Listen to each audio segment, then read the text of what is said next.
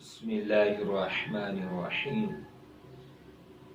वइज़ क़ाल Ibrahim rabbi जअल हाज़ा बलदन आमिनन वरज़ुक़ अहलहु मिनस्समरात।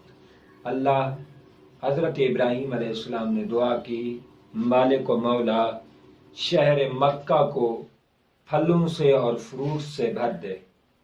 फलों से क्या मुराद है? उलमाए तफसीर ने लिखा है कि फलों में सबसे ज्यादा खजूर है। मैं खजूर पर बात करूं कि खजूर अल्लाह की बहुत बड़ी नेमत है और खजूर एक वाहिद चीज है, ऐसी चीज है जिसको हर नबी की दुआ हासिल है। हर नबी ने इस खजूर को दुआ दी है। और खजूर आका अलैहिस्सलाम ने फरमाया, खजूर एक दफा सहाबा किराम का मजमा है, हजरत अब्दुल्ला इब्न उमर रिवायत करते हैं, ये बुखारी में भी है, इब्तदाई अहादीस में से ये हदीस है कि हुजूर ने एक पहली पूछी सहाबा किराम से, साहबा वो दरख्त बताओ जो मुसलमान की तरह सरापा खैर है, जिसकी हर चीज कारआमद है, मुफीद है और खैर का बायस है। हजरत अब्दुल्ला इब्न उमर कहते हैं, मेरे दिल में ख्याल आया कि वो खजूर का दरख्त है, लेकिन सामने देखा कि बुजुर्ग हस्तियां बैठी हैं, अदब आड़े आ गया, मैंने न बताया और शर्मा गया कि बुजुर्गों के सामने बोलना और उनके आगे बढ़ना अच्छा नहीं होता, लिहाजा मैंने नहीं बताया। लेकिन हुजूर ने खुद बयान फरमाया वो खजूर का दरख्त है जो सरापा खैर है, यानी इसकी हर चीज कारआमद है।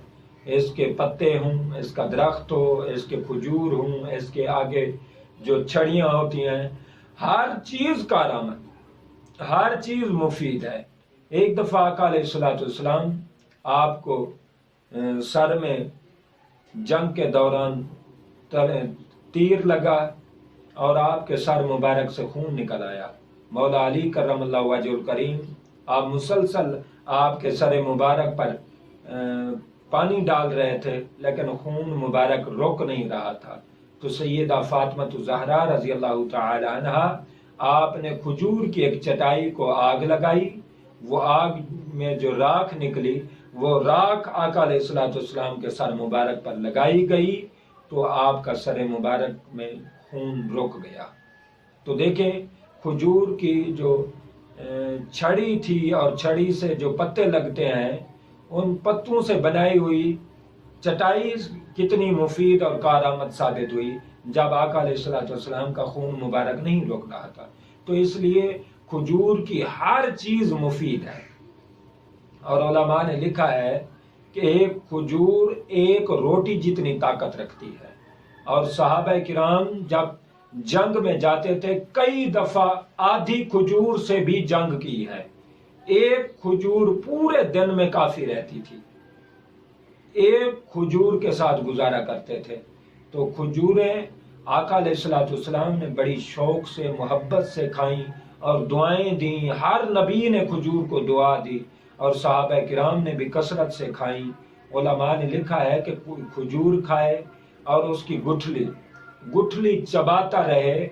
जो मैदे का मरीज है और बहुत बड़ा मरीज है, वो खजूर की गुठली को मुंह में रखे और चबाता रहे और चूसता रहे। अगर वो चबाएगा दांत मजबूत होंगे, अगर वो चूसता रहेगा मैदा साफ होगा। तो हमें कसरत से, अब सर्दी आ रही है, हमें कसरत से खजूर खानी चाहिए और अपने बच्चों को ये इधर उधर की चीज़ों से बचा कर खजूर घर में अगर अवेलेबल हों, दस्तयाब हों, तो यही खजूरें बच्चों को भी खिलाएं।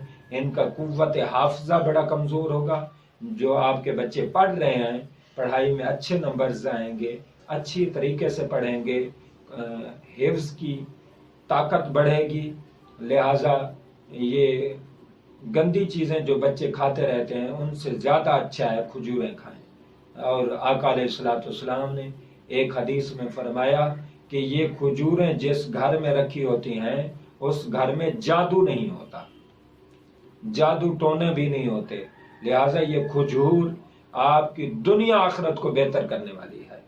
खजूर का एहतमाम करें और जो बंदा खजूर ज्यादा खाएगा, 3 दाने खाएं, 5 दाने खाएं, मुसलसल खाएं, यकीनन बड़ी ताकतवर चीज़ है।